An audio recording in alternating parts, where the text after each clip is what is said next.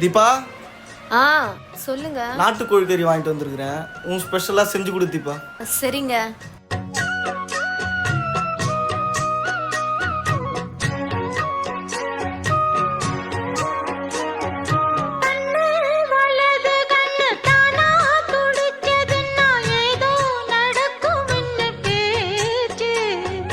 மானா குறையும் இன்னு மாசு படியும் இன்னு வீணா கதை முடிஞ்சு போச்சு.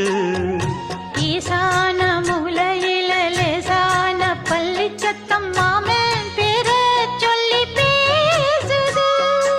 ஆறாத சோகந்தன்ன தீராம சேர்த்து வச்சு ஊரும் சேர்ந்து என்ன ஏசுது.